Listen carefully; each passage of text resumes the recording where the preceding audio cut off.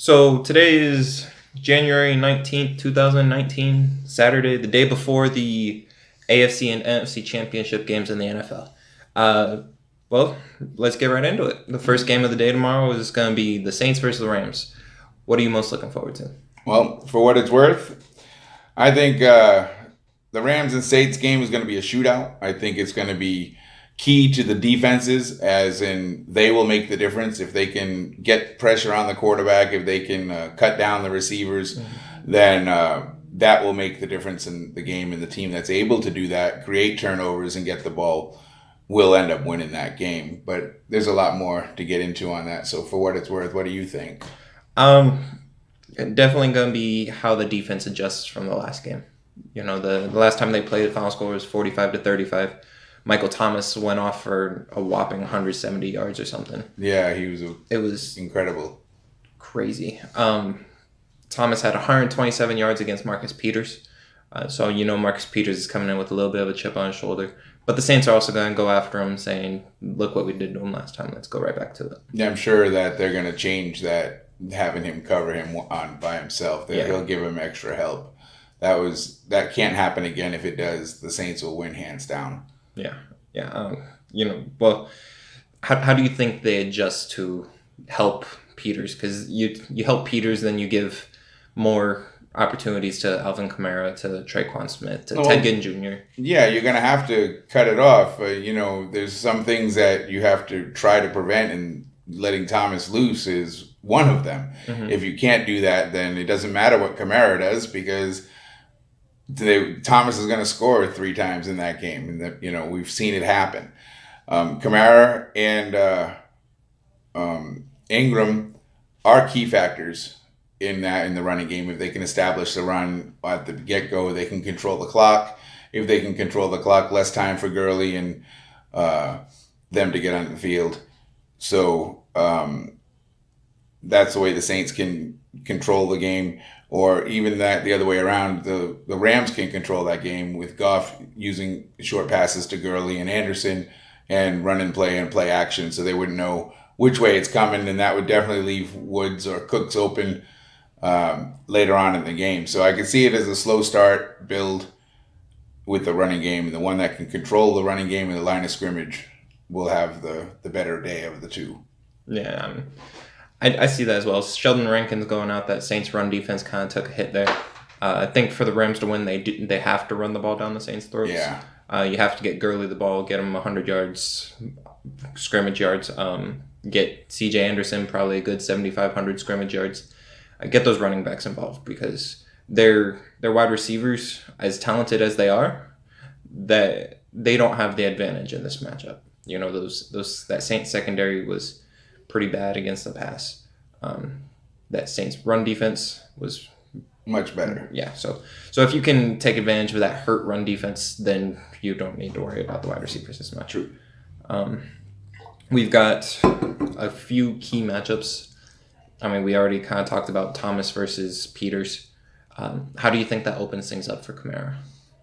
Well, if they have to put more people to cover Thomas, another linebacker, or maybe drop a safety down, then that's going to open up the over the middle passing, and their slot receivers, maybe their Kamara or Ingram goes into the slot with Watson, and they make the impact there, take what they give them type of thing. Right. 6-7 yards at a time will still get you a first down within a couple of plays. So I could see them working that, building the play action, and when they build the play action, that extra is probably going to bite at least once during the course of the game and leave Thomas one-on-one with Peters again.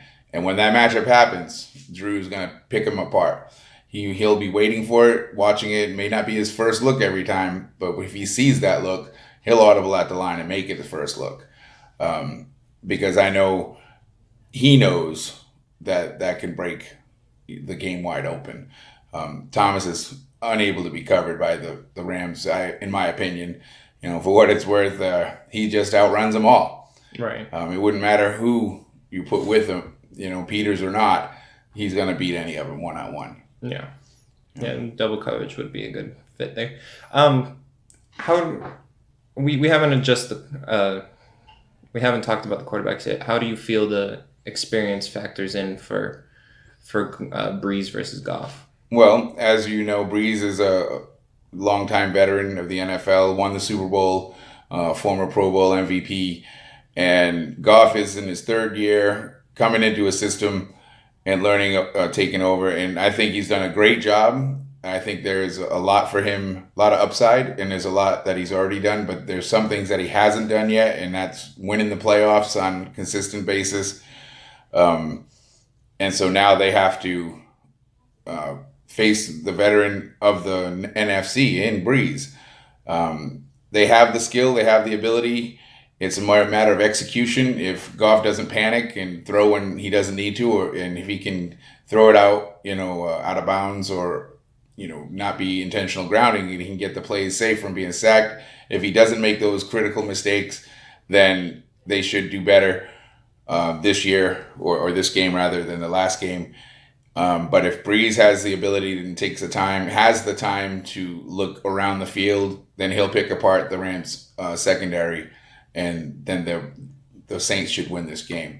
But if they can't, which I don't really expect them to, I think the Rams will be able to keep them in check. I think the Rams should be able to beat the Saints. Yes, it's in New Orleans. Yes, they're undefeated in New Orleans as the Saints. But, today, it's any given Sunday, I believe it's this Sunday, that they could lose at home against the Rams. All right. One thing that really sticks out to me is Drew Brees' completion percentage against the blitz, 75%. That's huge. That's incredible. I mean, you have an incredible pass rush with the Rams. How they take advantage of that and get to Drew Brees and still snuff out the play, that's going to be key.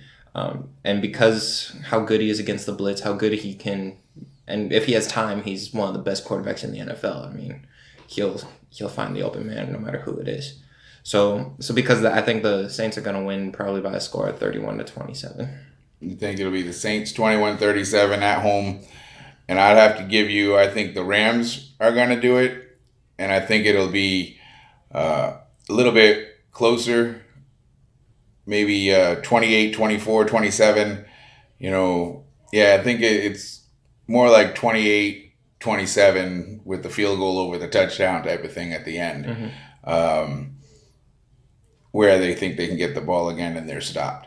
I think that's how the Rams will win. They won't cover the spread, the Saints. It'll be just 1 point, not 3. Mm-hmm. And the Rams should pull an upset by their standards and bring it to the Super Bowl, go to Atlanta.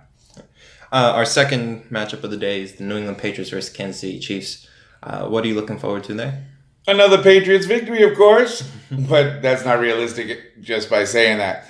The Chiefs are by far the best other team in the AFC.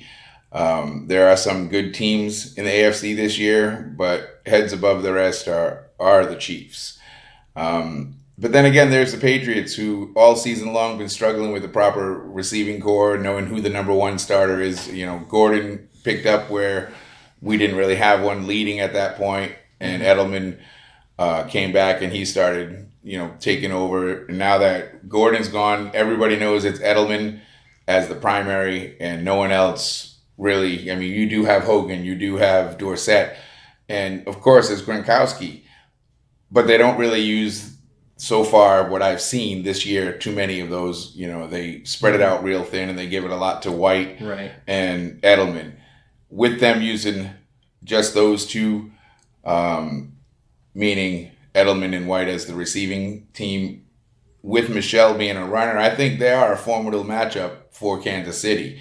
Kansas City's defense is good, but not great. They don't have to be with an offense as good as Mahomes is, so I kind of think they slack off a little bit until it's game time, and you either are having a good game or a bad game. And if you can't stay above, at the beginning, which Kansas City is talented enough to do, then they don't have the motivation to push past. This game is a playoff game, a chance to go to the Super Bowl, first time since 1969 for the Chiefs. They're motivated to play.